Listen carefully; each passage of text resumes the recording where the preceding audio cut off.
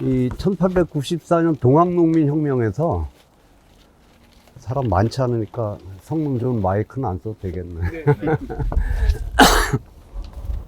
이 우금티 전투는 이제 2차 동학농민혁명의 최고 격전지인데, 그게 뭐 하루에만 우금티에서는 한 이틀 싸웠고, 그리고 또 우금티에서만 싸운 게 아니라 이 공주를 넘어가기 위해서 공주 일대, 저쪽 이인부터 해서 이쪽 효포부터 해서 또 우리 이제 가볼 뭡니까? 여기 송장뱀이. 이쪽 여기 보면 산줄기가 이렇게 있잖아요. 이렇게 이게 이제. 파란색이요? 예, 파란색 산줄기. 이 안쪽에 이제 충청 감령이 있어요.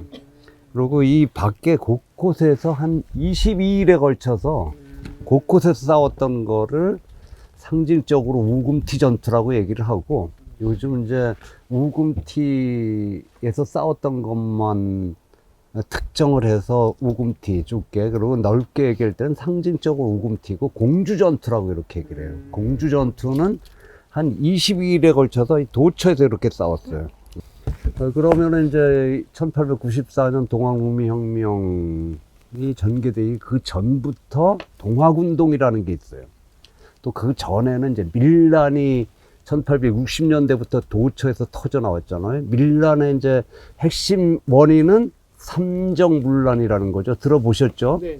세금 걷어가는 제도인 전정, 땅에 세금 매기는 거, 군역과 관련된 군대 의무와 관련된 군정, 그 다음에 환곡, 이걸 삼정이라고 그러잖아요. 그 삼정이 문란하면서 이제 밀란이 도처에서 터져 나오는데, 여기에다가 이제 1870년 개항이 되면서 서양 문물이 막 들어오고 수출이 늘어나잖아요. 그런데 이제 수입 수출이 늘어난다고 다 누구한테나 좋은 게 아니에요. 항상 좋은 사람도 있으니까 한 사회에서는 그게 이제 실행이 되는 거잖아요. 수입 수출이 늘어나는 거잖아요. 그런데 이게 누구한테 이익이 되냐면은 주로 수출은 쌀 수출이 많았어요. 일본. 근데 우리 조선 쌀이 일본에 가면 일본 쌀값보다 쌌어요. 그런데 일본인들은 어떤 쌀이 자기 입맛에 맞겠어요? 자기 일본에서 나오는 자기 그 신토불이라고 그래서 그게 더 입맛에 맞는 거죠. 우리는 뭐 우리 쌀이 최고 좋다고 그러고, 저 동남아 이런 것들은 우리 입맛에 안 맞는다고 그러는데, 동남아 사람들은 우리 쌀 입맛에 또 안 맞는 거예요. 그러니까 기후나 이런 풍토에 따라서 이렇게 찰지구름 소화가 좀 더디잖아요. 더운 데서 힘든 거예요. 그러니까 이제 일본 쌀보다 우리 쌀이 쌉니다. 그런데 이제 이거를 그래도 싸게 사서 비싸게 팔 수가 있잖아요. 근데 조선에 이거를 파는 지주들은 우리 시장에서 파는 것보다 일본 상인이나 일본에 수출하는 게 비싸요. 그러니까 지주들이 이제 예전에 좀 느슨해지던 이런 그 지대, 소장료를 다시 악착같이 더 받으려고 그래. 돈벌이가 되니까 개항. 그러니까 누가 더 힘들어져요? 소장 농민들이 더 힘들어지죠.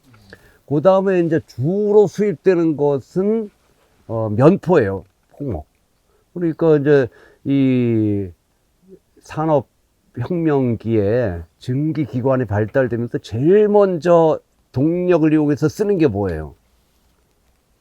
항상 이제 그 시대 제일 중요하고 필요한 것부터 할 거잖아요. 증기기관을 가지고 공장이 만들어지면서 대공장에서 대량 생산이 되는데 뭐부터 만드느냐?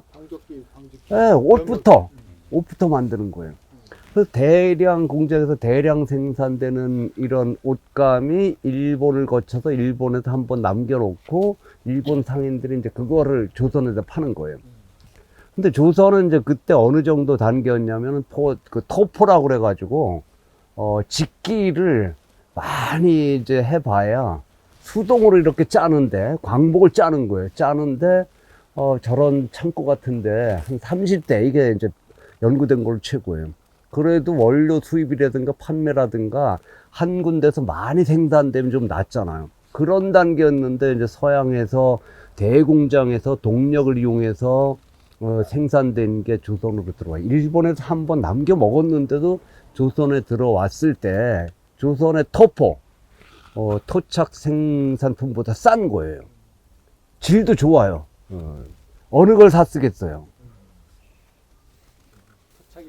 싸고 질 좋은 수입품을 쓰겠습니까? 아니면은 의리를 가지고 이제 국내에서 생산 이걸 쓰겠어요. 뭐 옆에 그 이제 친척이나 이쪽이나 처음에는 좀 사주겠지만, 그래서 국산품 애용 운동이 제대로 성공한 적이 없어요. 성공할 수가 없어요. 그러니까 이제 누가 손해요? 어쨌든 수입이 이렇게 되니까. 그것을 떼다 파는 일본 상인들, 또 여기에서 매개하는 조선 상인들, 그 다음에 그것을 뒤에서 배후 조정하는 큰 손들, 겉으로는 드러나는 좀 이런 사람들이 이익을 보는 거란 말이에요. 근데 누가 손해를 봐요? 국내 수공업자들, 토포 생산자들, 그리고 그것을 떼다 팔던 소상인들이 손해를 보는 거죠. 그러니까 개항이 되면서 문호가 개방되고 서구 문물이 들어오고 수출이 늘어나면서 한쪽에서는 돈 버는 사람들이 생기는데 한쪽은 더 어려워지는 사람들이 생기는 거예요. 거기에다가 이제 가진 자들의 욕심은 더 커지죠. 수입품 소비라든가 뭐 이렇게 되니까 개항과 함께 농민들, 광보면 빈농들, 농민들, 뭐 소상인들의 그 어려움이 더 커지는 거예요. 이런 상황에서 이제 60년에 최주 선생이 동학을 창도했잖아요. 그런데 혹세 무민한다고 그래서 사형을 언도받았어요. 그런데 이제 최시영 선생이 강원도를 중심으로 해서 쭉 동학을 이제 거기서 기반으로 삼아서 확장시켜요. 그러다 이제 1890년대 되면은 80년대 말 90년대 되면 이제 호남 지방까지 내려오거든요. 근데 이제 서양 문물이 오는 것과 함께 서양 세력이 들어오면서 서양의 종교는 인정을 해야 된단 말이에요. 그런데 동학은 여전히 인정을 안 해요. 그러니까 억울하게 죽은 교조 최재우 선생이 억울함을 풀어주고 포교 자유를 보장해라. 그 다음에 이제 동학대에 대한 탐학을 중단해라. 그 다음에 이제 농민들에 대한 수탈을 하지 말아라. 이런 걸 이제 요구를 하면서 동학 운동이 전개돼요. 밀란의 흐름이 있고 동학의 운동이 전개되는데, 그게 이제 82년에 공주에서 처음 일어났고 삼례에서 일어났고, 그 다음에 이제 수탈이라든가 동학 도에 대한 이런 지방 차원에서 이거는 감사들이 우리가 이것은 방지하겠다. 그런데 교조의 신원을 풀어준 것은 왕 차원이다. 그러니까 동학 지도자들이 서울 올라가서 이제 상소를 광문 앞에서 복합 상소를 올리는 거예요. 이것을 이제 탄압받고 그래서 감옥도 가고 도망치기도 하고, 그러다가 이제 대대적으로 1893년 1년 전에 보훈에서 대대적으로 보훈 집회가 열리잖아요. 이런 1년에 이제 동학 운동과 밀란이 이제 결합되는 게 동학 농민혁명이에요. 거기에다 또 뭐가 있었냐면 미륵불이라든가 정감록이라든가 이런 걸 이용해서 조선 왕조, 이씨 왕조를 무너뜨리고 새로운 왕조를 세우자 하는 별난의 흐름이 있었어요. 이 세 흐름이 이제 이 1894년에 이제 전사로서 쭉 전개가 되는데, 그러다가 이제 1893년 11월 달에 고부의 동학농민 지도자들이 이제 탐악의 상징이었던 조병갑을 잡아 죽이고 무장을 하고, 그리고 이제 탐관 오리들을 징치하고 서울로 진격하자 하는 이런 계획을 해요. 이게 사발통문 모의라고 하죠. 사발통문 모의를 해갖고 이제 밀란을 일으키려 봉기를 하려고 그러는데 조병갑이가 딴 데로 이제 발령이 나버려요. 원한의 대상이 사라지는 겁니다. 윤석열이 감옥 가고 나니까 주춤주춤 하잖아요. 이제 그런데 원한의 대상이 윤석열이었는데 윤석열이 잠시 얼로 갔어. 뭐 예를 들어 장기 이유를 했단 말이에요. 이제 뭐 도망을 치든지. 그런데 갔다가 잠잠하고 뭐 자기를 지지하는 세력이 세니까 도로 돌아왔어. 그럼 어떻게 되겠어요? 없어졌던 타케트가 다시 등장을 하는 거죠. 조병갑이 그런 거예요.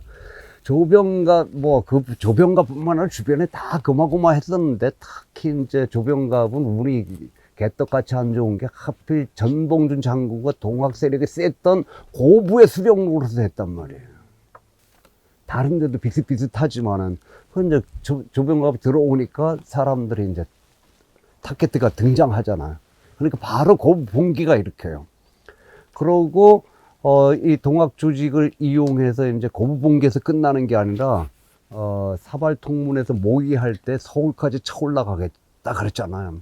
그래서 이제 본격적으로 세력을 동학 조직과 일반 농민들의 세력을 모아서 무장해서 기포를 해요. 그리고 백산에서 본격적인 대회를 열어갖고 백산대회라고 합니다. 여기에서 전봉준 총대장으로 하고, 그 다음 김계남 손화중을, 그 다음에 이제 그다음에 중간에서 총참모 역할을 하는 김덕명, 뭐 이런 조직을 편제하고 이제 결의했던 대로 서울로 쳐올라가자. 그런데 이제 바로 쳐올라가는 게 아니잖아요. 뭐 감령이라든가 중앙정부군이 그냥 보고만 있질 않잖아요. 그래서 전라 감령군이 이제 농민을 토벌해도 오는 거를 유인을 해서 처음으로 대대적으로 승리를 이룬 데가 어디예요? 그게 황토현 싸움이에요. 그리고 더 뒷세력도 이제 좀 더 결집을 하고 배후도 정리를 하자 그래서 남쪽으로 내려가서 빙 돌다가 중앙에서 홍계훈이 이끌고 온 중앙경군하고 장성 황룡천에서 싸워서 또 이겨요. 이게 이제 이때는 중앙경군 전체하고 싸운 건 아니지만은 한 300명이 파견된 이 부대하고 싸워서 이겨요. 그 승리 여세를 몰아갖고 전주성을 점령하죠. 그런데 이제 민비 세력들이 청나라에 이제 그 원군을 요청해요. 위태위태하니까. 그러니까 그걸 빌면서 일본이 들어오잖아. 위기가 고조되는 거예요. 이제 이때 서로 이해관계가 이제 그 맞아 떨어지는 게 있기 때문에 전봉준하고 중앙에 이제 홍계원하고 편지를 주고받으면서 이제 협상을 해요. 그래서 우리의 요구를 그 중앙에 건의를 하고 우리가 철수를 할 테니까 뒤를 치지 말아라. 이렇게 해서 이제 전주에서 화약을 맺고 각 지방으로 돌아갑니다. 그러고 이제 중앙에서는 그래도 좀 이 협상이 될 만한 혁신적인 이 인사였던 김학진을 전라 감사로 파견해요. 그래서 김학진하고 이제 전봉준하고 협상을 해서 전주 화약이라는 걸 맺어요. 그리고 각 지역의 농민군 세력이 센 데서는 지역을 농민들이 장악하고, 어떤 데서는 행정을 주도하고, 어떤 곳에서는 서로 기존에 이제 행정 체계하고 농민들하고 협상을 해 가면서 지방 행정을 펴는, 이게 뭐냐, 이게 집강서 체제예요. 집강서 체제에 들어갔는데 이제 그 전에 이미 6월 달에 일본이 경복궁을 점령하잖아요. 그리고 친일 개화파 정권을 수립해요. 그러고 이 협상을 통해서 중앙에서 농민들의 요구를 들어주겠다 하던 게 이제 이 개혁의 후퇴가 되는 거예요. 그러고 경복을 점령하고 이제 민족의 위기가 고조되니까 집강서 체제에 안주할 수 없다. 다시 싸워야 된다. 이게 이제 9월 초부터 그런 분위기가 이제 형성이 돼요. 그리고 1차 때는 최재우의 동학 지도부는 참가를 안 했거든요. 그런데 이제 동학 지도부도 같이 합류를 해야 된다. 이런 분위기가 이제 강화돼요. 이런 상황에서 이제 9월 10일쯤 전봉준이 삼내에서 움직이기 시작하고 최시영도 9월 18일 기포령을 내려요. 동학 조직도 참여하자. 근데 이제 막상 실제적으로 움직이기 시작하는 것은 10월달 한 달쯤이나 지나서 움직이게 되는데, 그렇게 된 중요한 이유는 세력을 더 못 짜는 것도 있지만은 또 하나가 뭐냐. 우리가 이제 특히 대중적인 투쟁이나 운동을 할 때 필수 요건이 뭐예요? 필수. 뭐 투쟁의 방향, 노선이 있어야 되잖아요. 왜 싸우는지 목적이 있어야 되잖아요. 그 목적을 실현하기 위해서 중요한 게 언제나 쪽수. 우리 이렇게 역사기행하고 딴 사람들이 제일 먼저 뭘 물어봐요? 몇 명이나 갔어요? 몇 명이나 갔어 그러죠. 맞아. 우리 아내가 무슨 어디 세미나회에 와도 맨날 그 인원하고 독서 토론 세미나를 하는데 갔다 올 때마다 나도 쪽수 중심주의에서 벗어나자 그러면서 제일 먼저 오늘 몇 명이나 왔어 이렇게 묻는 거죠. 그러니까 움직이려면 주체인 사람들이 움직이는 거고 많이 모일수록 힘이 나는 거잖아요. 그 다음에 사람이 많아도 그거 움직이려면 뭐가 필요해요? 돈 먹을 것도 있어야 되고. 그렇죠. 재정이 필요한 말이에요. 그래서 양대 요소가 뭐냐? 쪽수와 돈이에요. 이 쪽수와 돈을 생각하지 않고 운동을 한다는 것은 그냥 지식, 이론 공부하는 거고 관념적으로 운동을 하는 거지 대중들이 실제적으로 움직이려면 쪽수와 돈이 없으면 안 돼요. 불량미가 필요하잖아요. 동농민분들도. 그런데 이제 불량미를 뭐 관할을 점령해서 세금을 확보하기도 하지만은 자체가 꾸려야 되기도 하단 말이에요. 그런데 9월 음력으로 9월이면은 이제 양력으로 10월 달이잖아. 9월 초면 아직 추수가 이루어지질 않은 거예요. 추수할 때를 기다린 거예요. 그러니까 이제 음력으로 11월 달 되면 추수가 돼서 자체 자기 식량을 좀 챙길 수 있는 이런 그 여력이 좀 생기잖아요. 그 다음에 중요한 게 뭐냐? 나중에 이제 우금치 공주전투에서 패배한 실질적인 이유는 뭡니까? 무기란 말이에요, 무기. 무기는 투쟁을 위한 수단이죠. 그러니까 노동조합이 가장 큰 무기는 뭐예요? 쪽수와 돈이 있고, 그 다음에 그거를 실현하기 위해서 가장 큰 무기는 파업이라는 무기잖아요. 근데 무기를 제대로 쓰지를 않고 무기를 우습게 여기니까 운동이, 노동조합 운동이 여기까지 온 거예요. 그래서 저는 뭐 기분 안 좋게 들릴지도 모르지만은 지금 대부분의 노동조합은 운동이 아니라 활동이에요, 그냥. 그 활동도 힘든 거야, 사실. 활동도 힘든데 운동도 아니야 얘기를 하면 엄청 서운해가지고 그다음부터 강의도 안 해달라고. 근데 그게 자기 노동조합의 실질적인 이익과 이해관계를 넘어서 노동자들의 전체 이익과 요구를 실현하기 위해서 파업을 하고 투쟁을 하고 그럴 때 이게 노동운동이란 말이에요.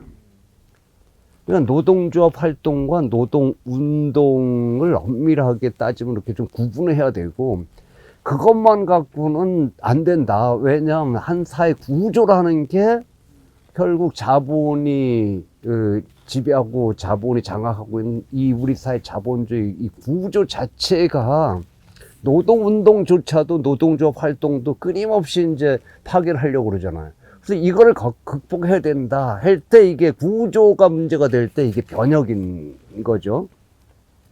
자, 아무튼 이제 이 9월 초에 이제 움직이기 시작해갖고 10월 달에 이제 실제적으로 그 투쟁의 서막을 올리는 게 이제 행진을 시작하는 거예요. 모아가지고. 그게 10월 달이거든요.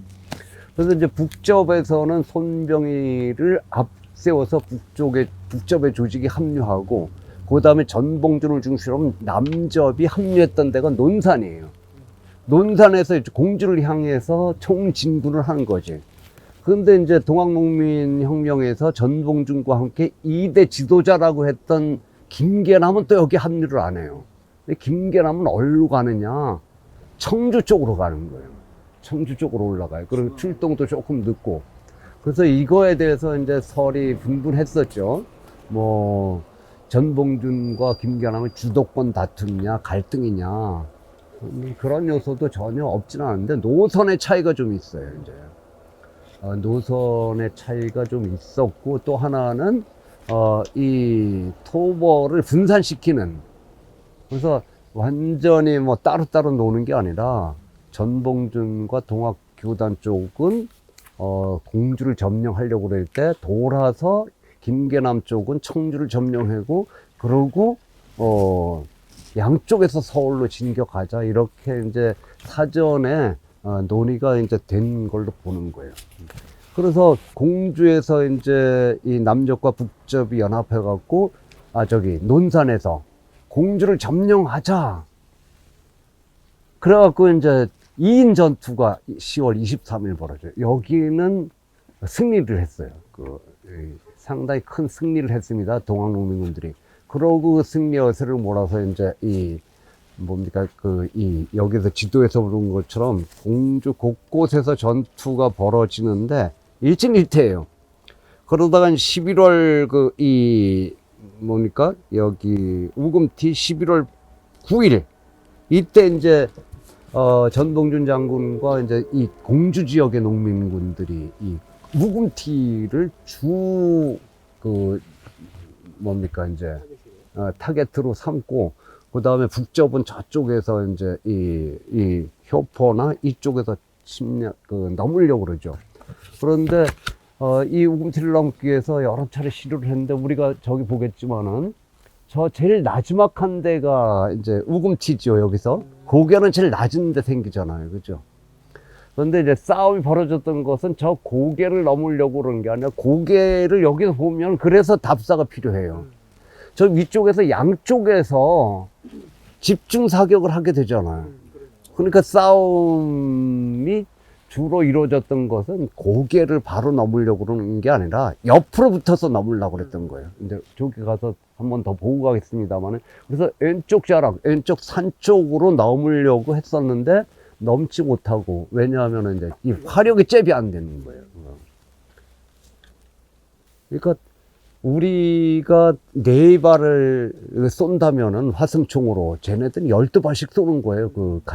같은 시간 안에. 그러고 유효 사거리도 우리는 한 400m 되는, 쟤네는 1000m가 넘고 막 그러는, 거기에다가 이제 영화에 보면은 미국 독립전쟁 때 막 그 기관총 같은 걸 쏴대고 그러는데, 우리도 이제 노획한 포를 쏴대긴 하는데, 포가 홍위포 같은 거 있잖아. 큰 쇳덩어리. 자유롭게 여기를 신장로 끌고 가면서 조준 사격을 하면, 그런데 이 골짜기 이런 데를 끌고 가니까 제대로 이제 쓸 수가 없고, 거기엔 비례도 좀 눈보라가 뿌리고, 비례도 하면 화성충은 이게 제대로.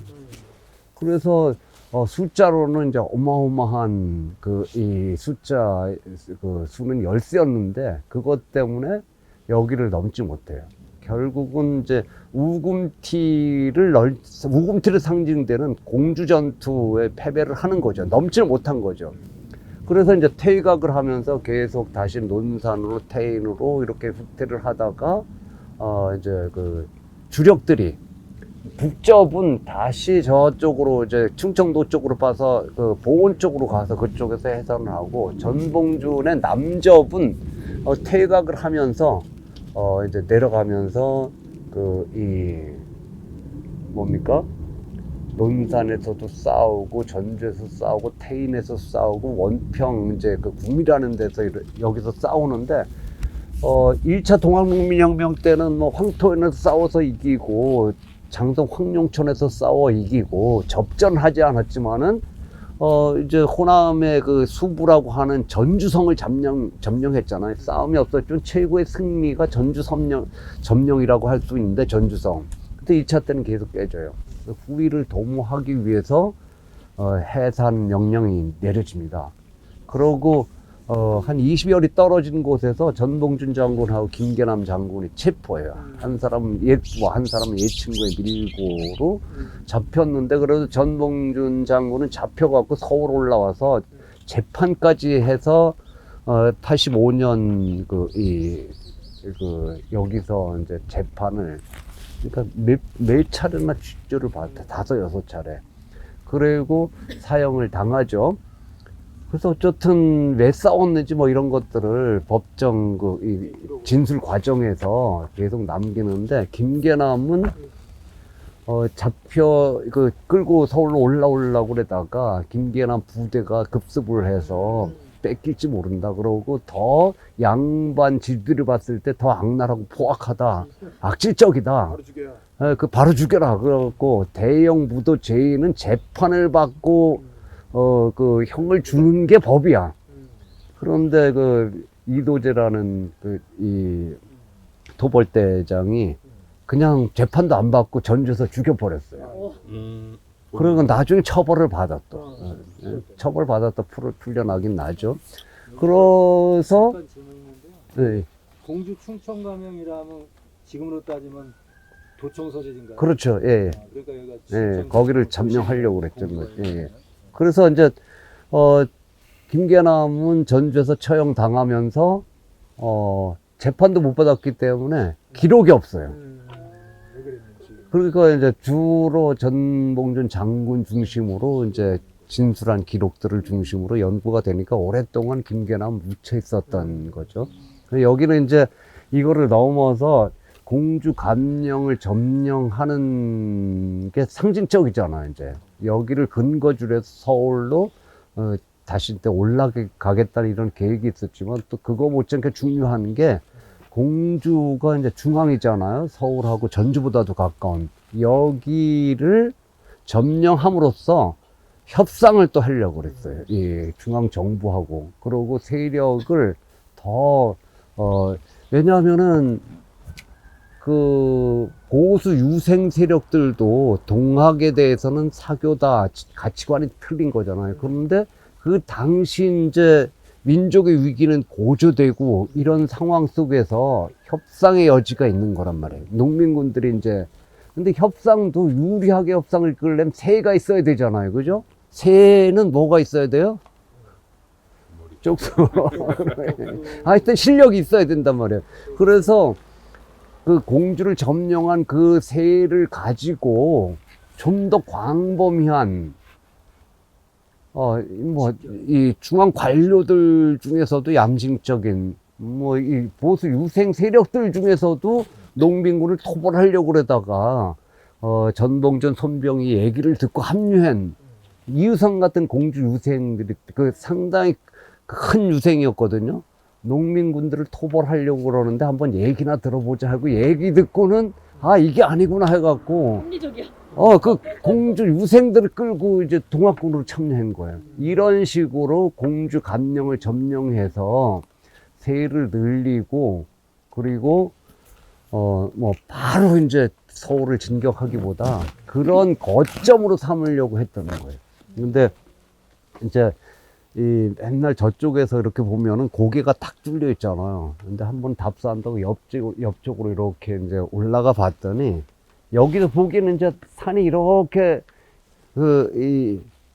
한 선으로 보이잖아요. 그죠? 근데 산이라는 게 그런 게 아니에요. 여기만 싹 넘으면 뭐 공주 감령 있겠네 했는데 넘어보면은 손가락처럼 골짜기가 또 퍼져 있어요. 그래서 넘어도 쉽지 않은 싸움이었겠구나. 이런 생각이 들더라고요. 그런데 이제 그렇게 동학농민군들이 싸웠던 이유는 일반적으로 하면 이제 이 농민들도 천민들도 이 아래 것들도 사람답게 살 수 있는 세상을 만들려고 했던 거고 그거를 상징적인 두 마디로 정리를 한다면은 밥이 하늘이고 사람이 하늘인 세상, 먹고 살 걱정 없이 살 수 있는 세상, 그 다음에 이제 이 차별 없는 세상 이런 꿈이 그 움직이게 만들었던 거고 그 꿈을 일정한 정도 실현도 해봤잖아요. 지방을 그 거점으로 삼아서 점령해서 민중들이 우력상 최초로 지방 권력을 장하고 통치도 좀 해봤잖아요. 그죠?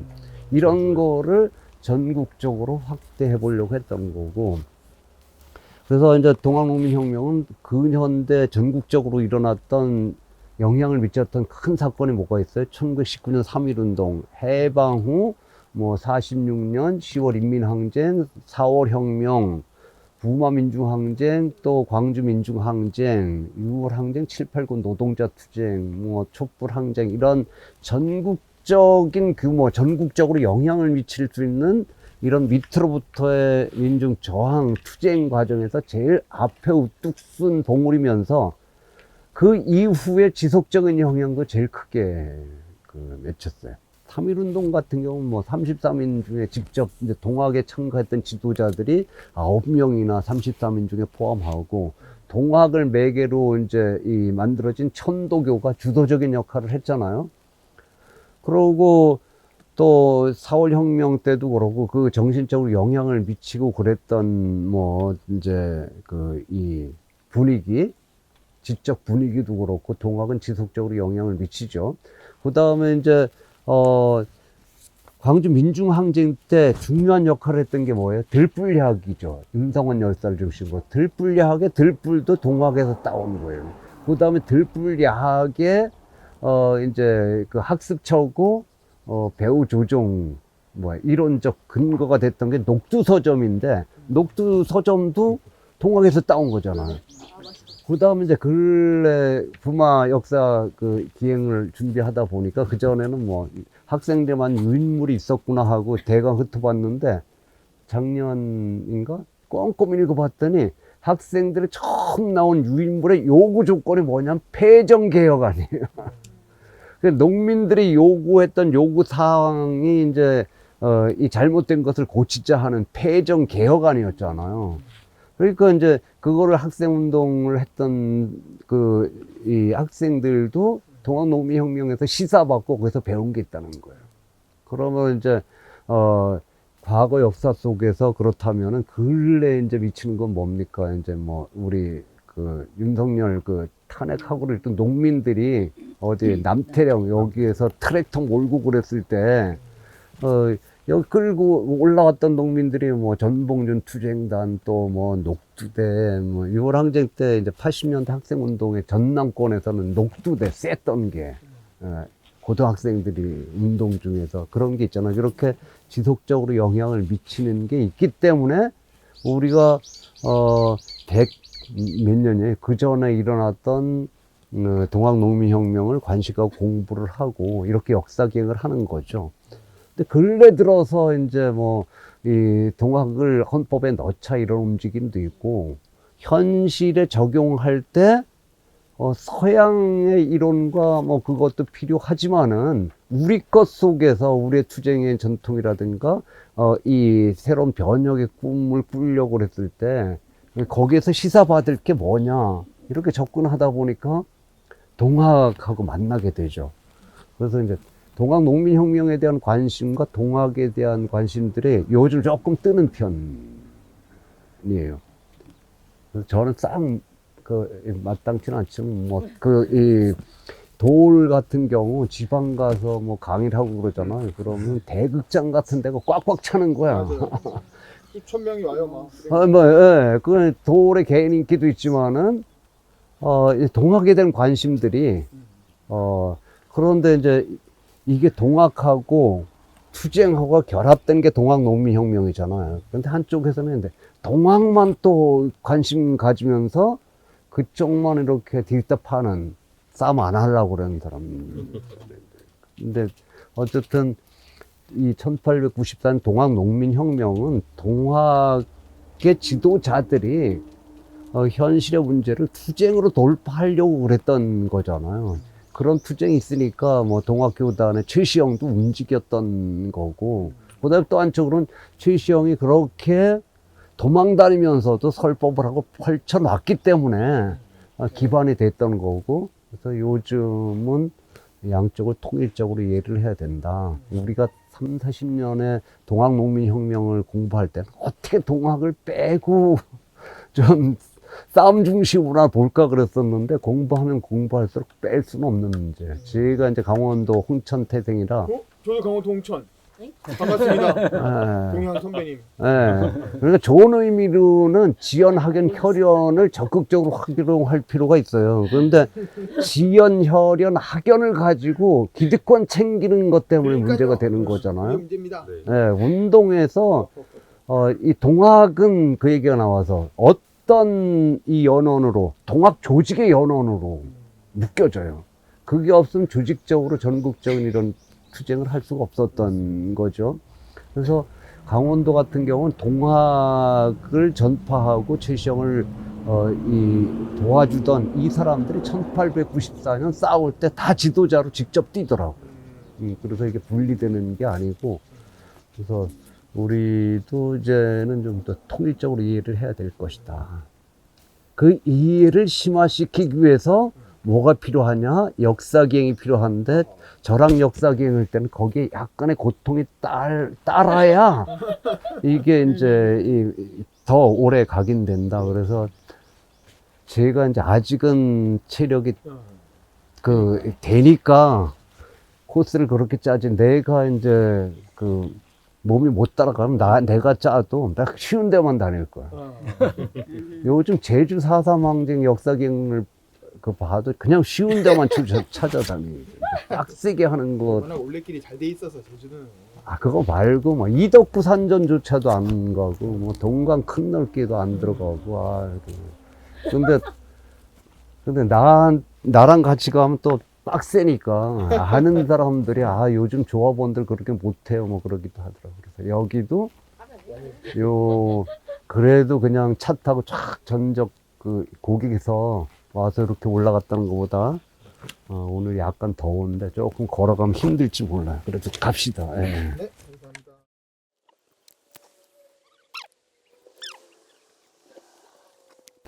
그래서 전투는 그러면 저쪽이었던 거예요? 이쪽에서 주로 많이. 예. 우금티 전투는 이쪽이고, 그 다음에 효포나 뭐 이런 각 지역은 또 곳곳에 이 공주 감령을 향해서 들어오려고 곳곳에 싸움을 벌였다는 거죠. 예. 우금티 하면은 또 그 상징성도 있고 그러니까 우금티, 원래 우금티, 거기를 한번 올라가 보겠습니다. 야, 이쪽으로 오셔요. 그러니까 저기는 거의 산 하나를 예, 잘라서 깎아내듯이 한 게 우리가 알고 있는 우금티고, 원래 우금티는 이렇게 넘어다녔던 저쪽이 높고 이쪽이 조금 이제 동학농민혁명이라고, 그게 이제 동학농민혁명 후손에 대한 특별법이 만들어지고, 그 다음에 이제 기념일이 만들어졌잖아요. 그래서 공식적으로 국가 차원에서 동학농민혁명 이렇게 써서 그 용어는 이제 사건의 성격을 함축적으로 보여주는 건데, 그냥 편하게 동학농민혁명 이렇게 써요. 근데 이제 동학은 오랫동안 동학난이라고 불렀어요. 동학을 믿는 동비가 비적대가 난리를 폈다. 그래서 50년대까지 동학난 그러다가 동학혁명이라는 말을 이제 제일 많이 쓴 거는 박정희 정권 때. 5.16 쿠데타를 일으키고 나서 역사 속에 이제 자기들이 5.16 혁명 그랬잖아요. 그래서 자기를 정당화하기 좋은 게 뭘까 그러다가 쭉 거슬러 올라가니까 동학혁명. 그래서 동학난이라고 그런 것을 동학혁명이라고 많이 썼죠. 그 다음에 이제 제일 가까운 4.19 혁명이라고 그랬어요. 4.19 혁명. 처음엔. 그런 동학혁명과 4.19 혁명의 정신을 이어받아서 우리가 5.16 혁명을 일으켰다. 우리는 이렇게 혁명 세력이. 네, 그래서 이제 동학혁명 오히려 박정희 시대 때 제일 많이 썼었는데, 거기서 문제는 이 싸웠던 주체가 동학혁명, 그럼 동학혁명을 일으킨 거잖아요. 그런데 주체가 빠지는 거예요. 그래서 하여튼 어떻게든지 농민을 넣어야 된다. 그래서 뭐 갑오농민전쟁, 동학농민전쟁, 그 다음에 이제 뭐 또 이 사건을 조금 축소할 때는 동학농민 운동 뭐 이렇게 쓰다가 공식적으로 동학농민혁명 이렇게 많이 쓰는데, 제일 먼저 이제 만들어진 게 그 황토연에 세워진 동학혁명 기념탑이에요. 그것도 박정희 세력이 뒷돈을 많이 댔어요. 민간인들 주도했다고 그러지만. 그리고 중공식 때 이제 박정희 거기에 딱 등장을 해가지고 스포트라이트를 쫙 받는 거지. 그렇게 이용을 하려고 그랬어요. 그리고 이것은 이제 10년이 지난 다음에 10월 유신이 언제예요? 73년? 예, 하여튼 시대 상황 속에 그 시대가 어떤 시대에 누가 이거를 주도해서 만들었느냐, 그거를 따져봐야 되는데, 이거는 이제 73년에 만들어졌거든요. 그 72년 10월 유신이었잖아요. 그래서 이거는 이제 제목도 박정희가 직접 쓴 거예요. 그러고 이거를 만드는데 거의 박정희가 이제 그 돈을 대서 만들었어요. 그래서 이 만들었는데, 만든 의도가 여기 보면은, 모르고 보면은 잘 읽지도 못해요. 여기 보면 이제 님들이 가신 지 80년, 예, 5.16 혁명 이래 신생 조국이 새삼 동학혁명군의 순국정신을 오늘에 되살리면서 빛나는 10월 유신의 한도를 보내게 된 만큼 우리 모두가 피 어린 언덕에서 잠든. 그리고 제자는 대통령 박정희. 그래서 다 파버렸구나. 그래서 딱 파버렸네. 10월 유신을 파버렸네. 네, 그래서 오일육 이거를 경로가. 이제 오일육 쪘는데 경로하고 대박이네. 이게 박정희를 이제 파버렸어. 뭐 처음에는 저는 답사객들이 이렇게 우리처럼 답사를 하다가 기분이 안 좋으니까 이제 좋은 줄 알았는데 80대 중반에 공주 지역의 학생 연합이 행사로 큰 이거를 이제 가지고 와서 찢는 퍼포먼스를 하는 거예요. 예. 그래서 대학생들이 예, 학생, 공주 지역에? 예, 공주 지역에 이제 학생운동 대학생 세력들이 출정식하고 와서 쪄서 이게 이제 딱 찌어져 온 건데 이것은 이제 찐 거 자체도 역사다. 유적이에요. 그래서 복원하기 이거를 왜 만들었는지가 여기 의도가 이제 동학혁명을 끌어다가 5.16 혁명과 10월 유신을 그러니까 결국 자기 박정희 정권이 자기 권력을 정당화하기 위해서 끌어들이고 여기다 기념비를 세운 거죠. 여기는 85년에 한 사회단체가 동학혁명의 계승관계 등 이념 비문 일부 문구를 훼손하는 사건이 있었는데 이게 한 단체가 사회단체가 아니라 학생운동 연합체가 이제 출정식을 하고 행사를 하고 와서 이거를 찐 거예요. 자, 이거는 이제 박정희가 돈 대줬다는 거를 기념해서 감사문인데 여기도 이선근 박사는 이제 한국 근현대사를 연구하던 학자인데 박정희의 이제 한국사 사부 노릇했던 그러니까 어용자죠. 이선근 박사를 위원장으로 동학혁명군 위령사 건립위원회를 조직한 다음 이 사실을 삼가 찌어진 게 이제 박정희예요. 그 만들어진 때가 언제면은 몰라도 찌어졌어도 그때가 대통령이 누군지 하면 알 거 아니에요. 근데 그 짧은 생각도 안 하니까 계속 누구냐 이렇게 물어보는 거예요. 저기 건립한 게 그 73년이라고 그랬잖아요. 근데 73년에 누가 대통령인지 뭐 그것조차도 모르는 사람이 있긴 있더라고. 10월 유신을 누가 했는지도 모르니까 요즘 아이들 같은 경우는. 그래서 박정희 대통령 각각에 품신하였던 바 대통령 각각께서는 뭐 이제 이 제목 써주고 돈 대주고 그랬다는 거예요. 그리고 천도 교령 최덕신 이 사람은 나중에 이제 월북을 했어요. 또 갈등 때문에. 그래서 요거의 비문은 요거고요. 저쪽 앞에 거는 요쪽에 있었는데 저쪽으로 옮기면서 제가 왜 없었지 그랬네. 예. 그래서 이 역사를 권력을 장악한 사람들이 어떤 식으로 이거를 역사를 장악하려고 하는가를 잘 보여주는. 근데 그거는 이제 교과서라든가 역사 서술뿐만 아니라 곳곳 세워진 역사 조형물, 기념 사업도 마찬가지예요. 그래서 이거를 누가 주도하느냐. 그래서 이 밑으로부터 이제 뭐 민중들이 시민들이 힘이 있어서 이제 역사 유적지를 주도를 해야 되는데 우리가 걸어 놓은 것도 약간 그런 차원이에요. 여기 와서 족곡대기 올라가고 원래 우금티도 아닌데 올라가고 여기서 쭉 얘기를 하면은 이 자리는 관군이라든가 일본군이 못 넘어오게 했던 자리잖아요. 그러니까 농민들이 넘으려고 투쟁했던 자리가 아니에요. 현장선도 좀 떨어지는 거잖아요. 그래서 여기서 이제 이 나쁜 얘기만 하고 끝내면은 뭐 우금티를 왜 왔나 싶은데 우리 이제 쭉 넘어왔잖아. 왜 동아농민군들이 넘으려고 그랬고 왜 싸웠는지 그거를 느끼기 위해서는 저쪽에서 넘어와 봐야 된다는 거고 그런 역사를 현실에서 권력은 어떻게 자기 입맛에 맞게 장악하려고 했는가 그거를 이제 잘 보여주는 게 가장 대표적인 역사 기념 조형물이 이 위령탑이에요. 그러면 이제 여기서 우리는 또 역지사지 뭘 해야 돼요? 민중의 역사를, 우리 역사를 우리가 기억하고 우리가 장악해야지 역사를 뺏기면은 현실에서 주도권도 뺏긴다. 그래서 조지 오웰이 뭐라고 얘기하냐면 누가 과거를 지배하느냐. 과거를 지배하는 세력이 현실과 미래를 지배할 것이다.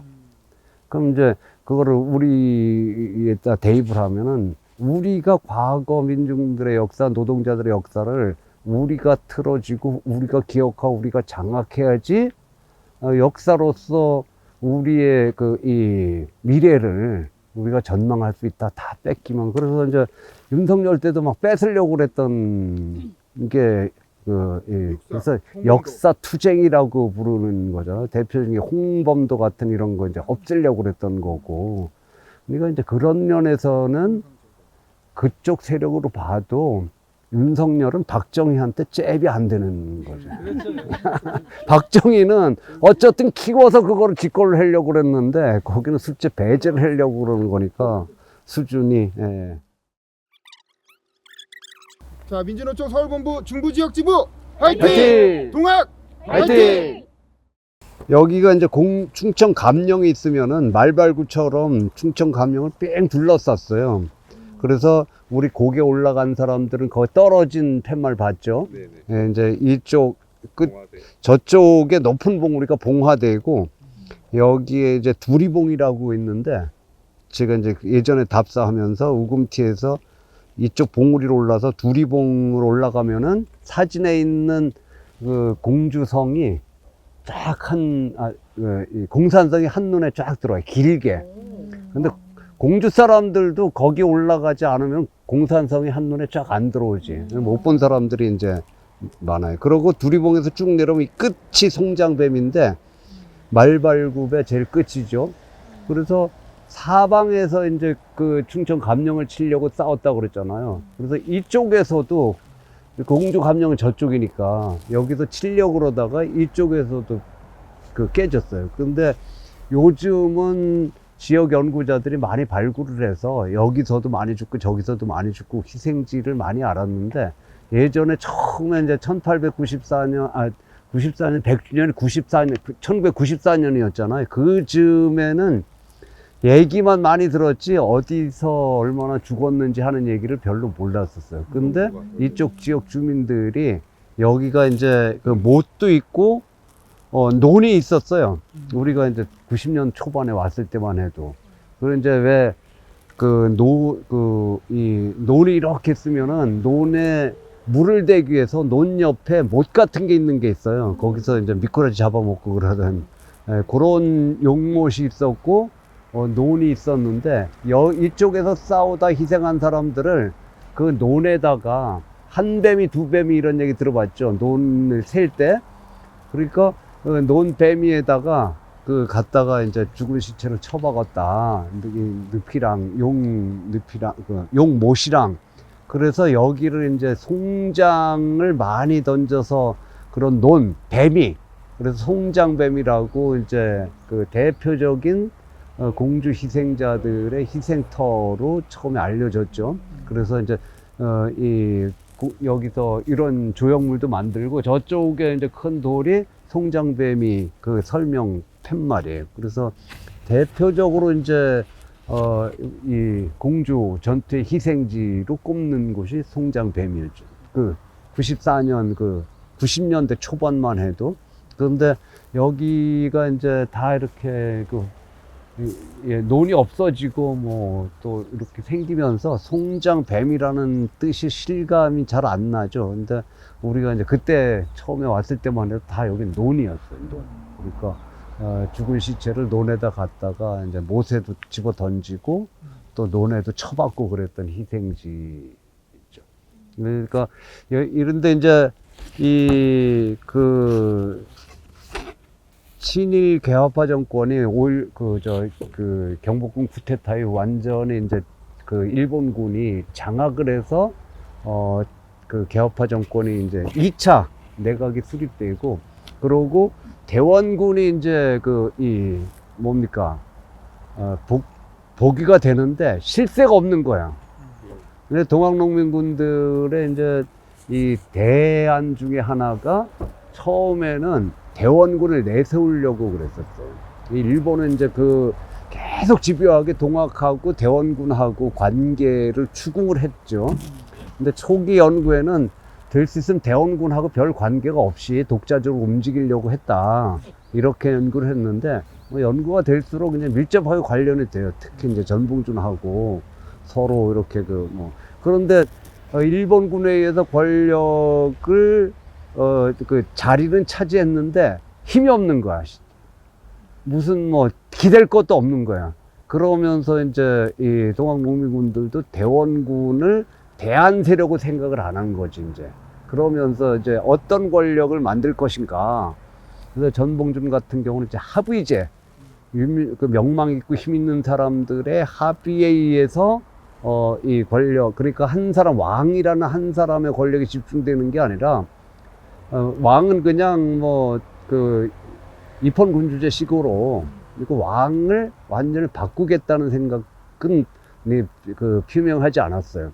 그런데 이제 실제적인 권력은 합의에서 이루어졌다 하는 게 이 전봉준 생각이고, 김계남은 자기가 왕 되려고 그랬어요. 그래서 이제 제가 처음으로 그 발견한 장소기도 한데, 임실에 가면 상이암이라는 데가 있어요. 상이암은 그 어떤 유래가 있는 절이냐면은 태조 왕건이 100일 동안 기도를 했는데 약발이 없어서 3일 더 했더니 이제 약발이 생겨서 왕 된 거예요.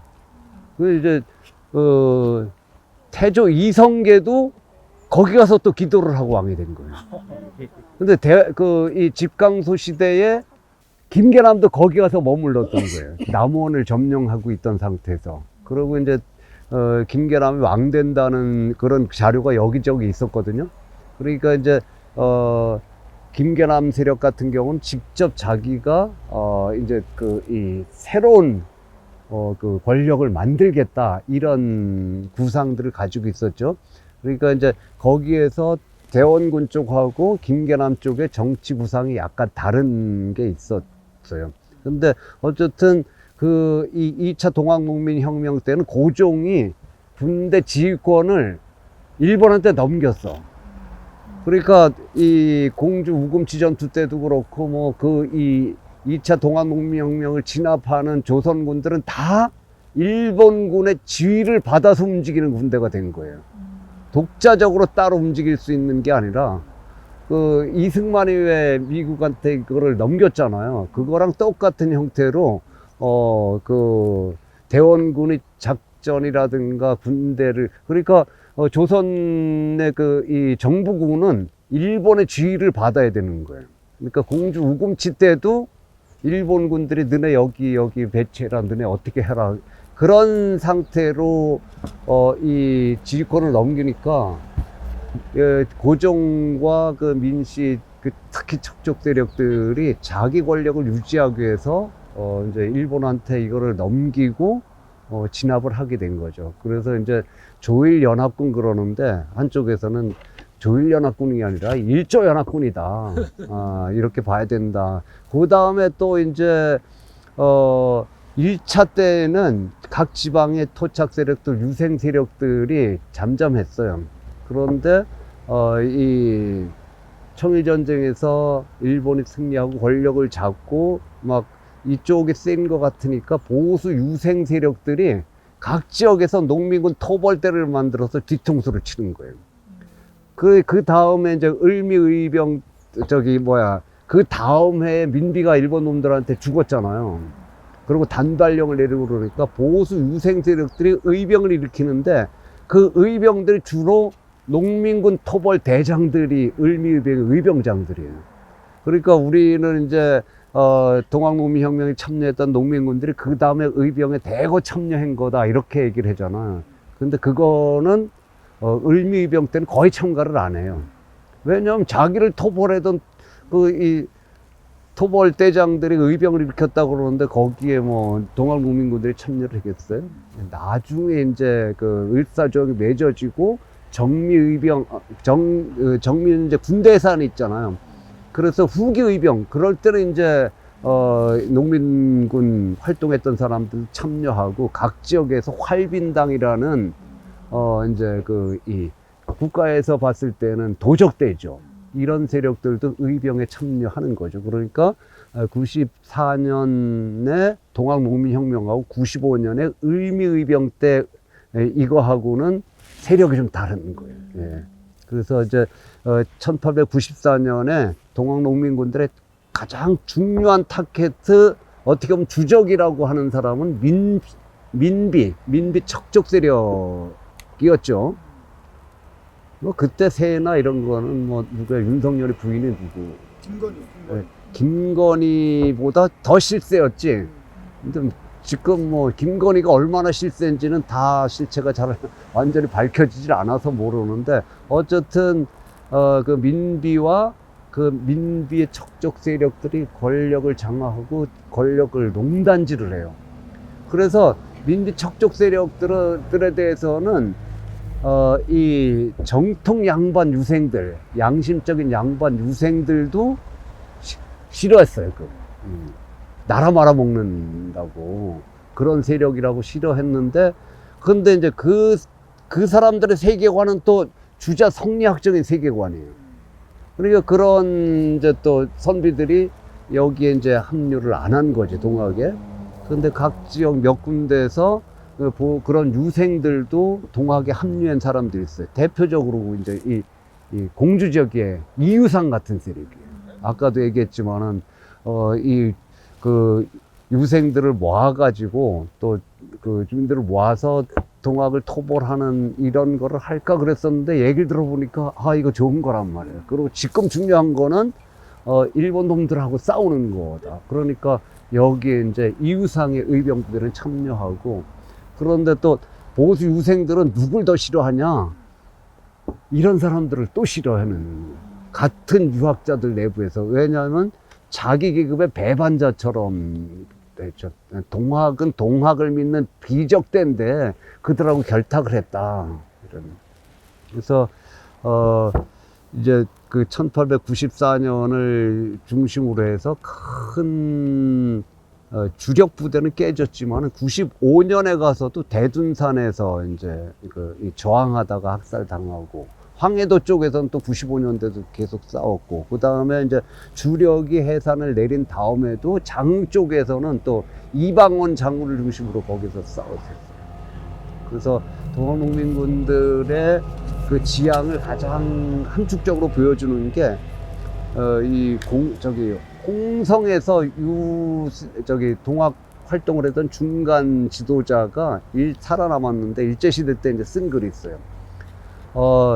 이 동학 조직에 들어가서 같이 싸우면은 그 남녀노소 뭐 빈부 이런 차별 없이 다 평등하게 서로 공경을 하면서 했다. 근데 이제 사람들이 다 동의를 하는데 남성들이 이 동의를 흔쾌히 안 하는 게 남녀의 차별에 대해서 뭐 그다음에 이제 나이 차이.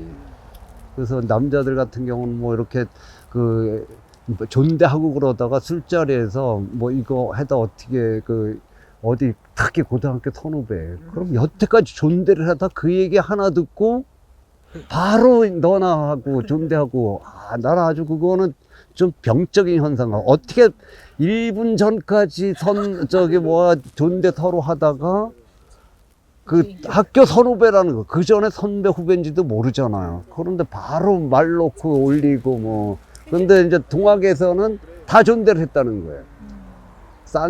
천민들도 양반한테, 양반들도 천민한테. 그러니까 같은 양반들이 보기에는 이제 싫은 거지 이제. 그 다음에 또 하나는 동학 조직에 들어가면은 아침이나 죽이나 밥이나 뭐 이렇게 해서 굶어 죽을 염려는 없었다. 그게 이제 유무상자라는 원칙이에요. 있는 사람들이 더 내고 해서 어쨌든 같이 조직에 들어가면 굶어도 같이 죽고 배불리 먹어도 같이 먹고 그러는 원칙. 그런데 그러려면 뭐가 필요하다고요? 어쨌든 그러려면은 이게 필요한 거죠. 군량미를 확보해야 되니까 싸움하는 과정에서 언제나 쪽수, 돈, 그 다음에 제일 중요한 건 이제 목적이겠죠. 목적을 수행하기 위해서 어떻게 쪽수를 확보하고 그거를 유지하기 위한 재정을 확보하고, 그 다음에 투쟁에 필요한 수단을 적절하게 사용할 것인가. 그래서 우금치 같은 경우는 한결같이 얘기하는 게 무게 열쇠를 극복하지 못했다. 참 안타까운 거죠. 뜻이 암만 크고 쪽수가 많고 그랬는데 무게 앞에 못 당하니까 그거는 그냥 한계라고 얘기하기에는 좀 더 엄밀하게 얘기하면 지도부가 전봉준은 이제 잘못했다고 얘기를 했죠. 이제 그렇게 수많은 사람들이 죽어간 데 대해서 뭔가 이제 적한테만 책임을 돌릴 필요는 없잖아요. 지도자들도 그렇게 부하들을 희생으로 온 데 대해서 그래서 전봉준은 약간 이제 거기에 후회한 듯한 이런 문제를 제기를 했는데 뭐 그때 그러면 왜 무기를 준비하지 않았냐? 아까 우리 차에서 왜 그 방패를 준비하지 않았냐? 얘기를 해봐야 뭐 돌아가서 뭐 바꿀 수는 없는 거고 그래서 지금 알고 있는 걸 그때도 알았다면 하는 것은 진짜 영양가 없는 후회거든요. 그때는 몰랐지만 지금 안다면 그래서 역사를 공부하는 까닭은 이제 탓해서 왜 그러지 않았냐 뭐 이렇게 탓하고 욕하려고 그러는 것이 아니라 그러면 그런 역사를 통해서 지금 여기서 우리는 어떻게 뭐 개인적으로 살아야 될 것이고 또 이 조직은 운동은 어떻게 해야 될 것인가 이런데 배울 게 있으니까 이제 역사를 공부하고 또 역사 계획하는 거죠.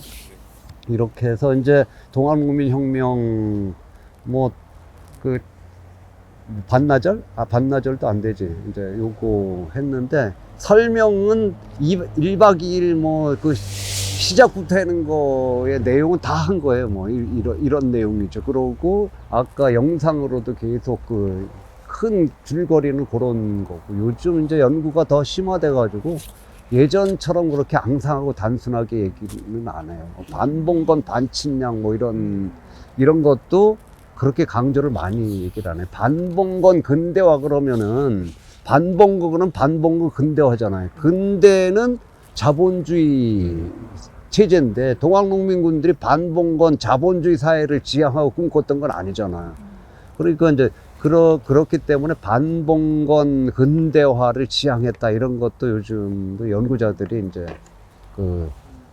농민군들의 지향이 그거로 얘기하는 건 문제 아니냐. 그러니까 예전에 우리가 상식적으로 알았던 이런 이 연구들하고 많이 달라져. 여전히 이제 그게 편하니까 그렇게 얘기하기도 하지만은 좀 더 복잡하고 미묘하고 그 다음에 아까 얘기했던 것처럼 지도자들 사이에서 정치 구상도 다르고 그 다음에 참가자들의 요구 성향도 다른 게 많은 거죠. 그러니까 다양한 역사를 단순화시켜서 선동적으로 공부하는 건 문제가 있는. 그러니까 이제 이거는 문제 제기의 출발이잖아요. 그 배울 게 있다 생각하면 이제 각각 관심을 갖고 좀 더 공부를 할 필요가 있고 그런 자극의 계기가 될 수 있는 게 역사 계획이라고 생각을 해요.